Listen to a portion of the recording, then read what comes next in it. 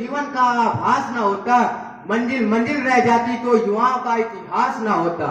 आदरणीय निर्णायक मंडल एवं उपस्थित श्रोतागण, मैं Pushpendra Kumar Jai Maa Gomti college public school Khurhand Banda Chitrakoot Dham मंडल का प्रतिनिधित्व करते हुए आज मैं आपके समक्ष महियसी महादेवी वर्मा वाद विवाद प्रतियोगिता के विषय युवाओं में ही समाज व राष्ट्र में परिवर्तन लाने की शक्ति है, इसके पक्ष में अपने विचार प्रस्तुत कर रहा हूँ। युवा शब्द सुनते ही हमारे दिल और दिमाग में एक नई ऊर्जा, जोश एवं नवशक्ति का संचार स्वतः ही प्रदर्शित होने लगता है महोदय, क्योंकि किसी भी राष्ट्र के निर्माण या विकास में युवाओं की भूमिका बहुत महत्वपूर्ण होती है।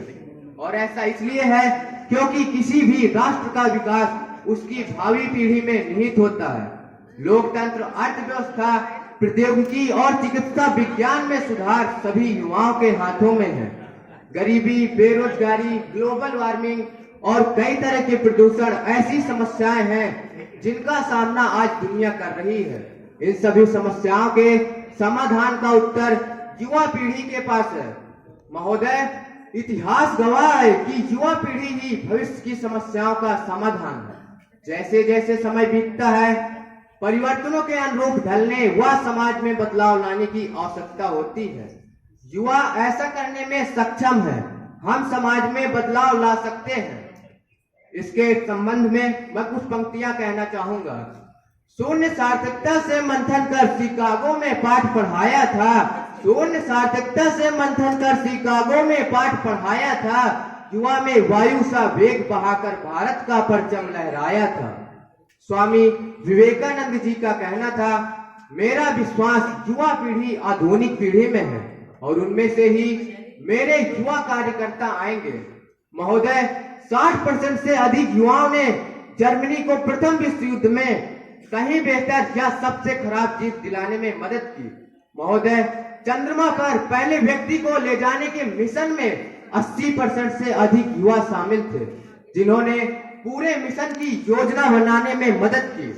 इसी प्रकार हमारे देश के युवाओं ने भी हमारे देश को अंग्रेजों के चंगुल से आजाद कराने में महत्वपूर्ण भूमिका निभाई थी महोदय। युवा किसी भी देश की जनसंख्या का सबसे गतिशील और महत्वपूर्ण वर्ग है।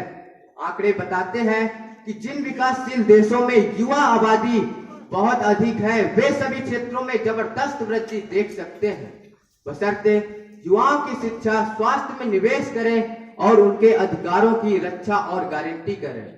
ऐसा माना जाता है कि आज की युवा दिमाग और कल के नेता, निर्माता और नव प्रवर्तक महोदय।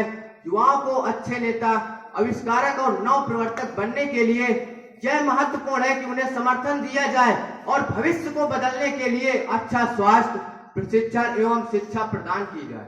हमारे देश की युवा जब किसी पर निर्भर रहने के बजाय काम करेंगे और कमाएंगे तो देश की अर्थव्यवस्था में तेजी आएगी। इसके संबंध में कुछ पंक्तियां कहना चाहूंगा। बुलंद हो हौसला तो मुट्ठी में हर मुकाम है, बुलंद हो हौसला तो मुट्ठी में हर मुकाम है, मुश्किलें और मुसीबतें तो जिंदगी में आम है। जिंदा हो तो ताकत रखो बाजुओं में, जिंदा हो तो ताकत रखो बाजुओं में, लहरों के खिलाफ तैरने की, क्योंकि लहरों के साथ बहना तो लाशों का काम है, लाशों का काम है महोदय। आप लोगों को पता होगा कि हमारा देश दुनिया का सबसे बड़ा लोकतंत्र है, लेकिन मैं आपको बताना चाहूंगा कि और फिर भी यह आर्थिक, सामाजिक, राजनीतिक विकास हासिल करने में पीछे है। हमारे देश के स्वतंत्रता सेनानियों ने जिन दो चीजों के लिए लड़ाई लड़ी, वे थी आजादी और देश का विकास। इतने वर्षों के बाद भी हम दोनों लक्ष्यों को प्राप्त करने में विफल रहे। 70 वर्षों से अधिक हम अपने देश में गरीबी, बेरोजगारी, भ्रष्टाचार, अशिक्षा और हिंसा से लड़ने में विफल रहे। हाल के वर्षों में विभिन्न विकास सूचकांकों में भारत की रैंकिंग मुश्किल से ही बढ़ी है। उदाहरण के लिए भारत मानव पूंजी सूचकांक में 116वें, विश्व प्रशंसता सूचकांक में 144वें, लिंग विकास सूचकांक में 141वें स्थान पर है। इससे पता चलता है कि हमारा देश किस हाल में है। महोदय, यदि हमारा देश इन सभी सूचकांकों में सुधार करना चाहता है तो युवाओं की जिम्मेदारी है कि वे आगे आए और विभिन्न असमानताओं के खिलाफ लड़ने की जिम्मेदारी लें और देश के विकास में योगदान दें। युवाओं में परिवर्तन लाने की शक्ति है, उनके पास न्याय मांगने की शक्ति है। उदाहरण के लिए दिल्ली में सीए बिल के खिलाफ युवाओं द्वारा बड़े पैमाने में विरोध प्रदर्शन के चलते सरकार को भी अपने कदम पीछे लेने पड़े थे। साथ ही साथ निर्भया मामलों में न्याय के लिए युवाओं द्वारा बड़े पैमाने में विरोध प्रदर्शन युवाओं की ताकत के कुछ उदाहरण हैं। TRO युवाओं को देश की सर्वोच्च शक्ति बनाता है और ऐसे शैक्षिक कार्यक्रम विकसित किए जाने चाहिए जिनका उद्देश्य स्कूल स्तर से युवाओं को महत्व और उनके प्रभाव को सिखाना हो। उन्हें सिखाया जाना चाहिए कि देश कैसे काम करता है और वह देश के विकास में कैसे महत्वपूर्ण हिस्सा हो सकते हैं।